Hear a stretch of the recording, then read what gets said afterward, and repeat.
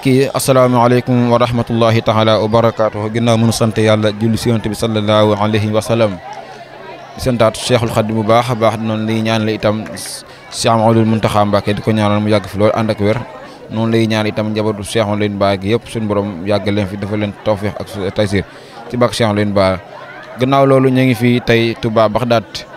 ci sant gi xam si yàlla dogoon na Serigne Baye Mor Ndiaye Baye Fall moo koy amee di ko ànd ak mboolem góor yàlla yi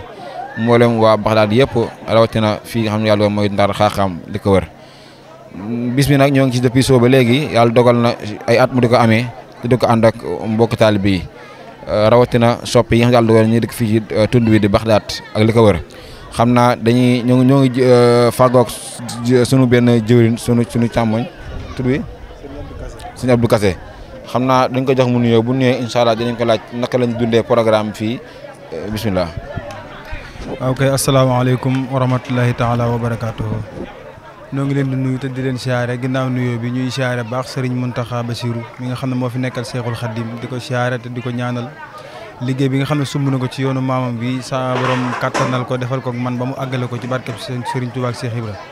waaye di ñaanal bu baax Serigne Amdi Khady Fall mi nga xam ne moo fi nekkal maam Cheikh Ibrahima Fall Lamp di ko ñaanal sa borom kattanal ko may koog man ak wér ba li nga xam ne moom lay yéene liggéeyal maamam jëm ci kër Serigne Touba Cheikhul Khadim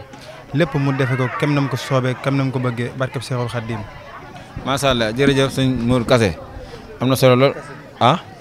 sëñ Abdou Kassé macha allah kàddu yi kawe na trop macha allah comme ni nga ko waxee rek mel na ne bis bi ñoo ngi ci depuis soo ba léegi at ngeen di ko taxawee ma bëggoon laaj nu ngeen dundee bis bi ak programme bi ak maanaam ci tolluwaay bi ci dënnu yi ak ci mbooloo mi ndax ngeen waajale mbooloo mi tey ji waaw kay jërëjëf sëriñ bi wax dëgg yàlla nañ ko waaje comme nan ko daan waaje rek xanaa di gën a feddali laxasaay saa su nekk ak bëgg ak ko safoo di ci jiitu ba noppi ak yéene ju mat sëkk nag si xibra kat képp ku koy liggéeyal sa jëf la ca war a jiitu mooy yéene ginnaaw ba nga yéenee nag nga dox jëm ca liggéey ba jëwriñ ji nga xam ne moom lañ àndal liggéey bi it muy sëriñ Baye Mor Ndiaye Baye Fall nga xam ne mooy sunu lépp dañu nàmpatal ci sëriñ bi lépp luñ mel ci sëriñ bi jëmmama wax dëgg yàlla bis bi kawe njort lool waaw kawe njort lool wax dëgg yàlla gis nga soxna yi waañ wi wax dëgg yàlla ñu ngi ci togg yi fa seenee bernde ndax ginnaaw bañ jàngee ay kaamil ak yenn lim ci xasida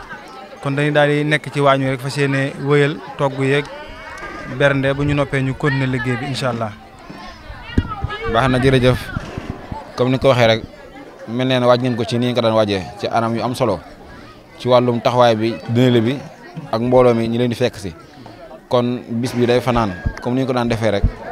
kon noonu la yàlla na si suñu borom àggale ak jàmm te maanaam lépp lu ci def rek suñu nangul na ko ci barke maam Cheikh Ibrahima Fall comme ni nga ko gisee nii ñu ngi ci waañ bi comme ni nga ko waxee rek yàlla dogal lépp mat na dara manqué wul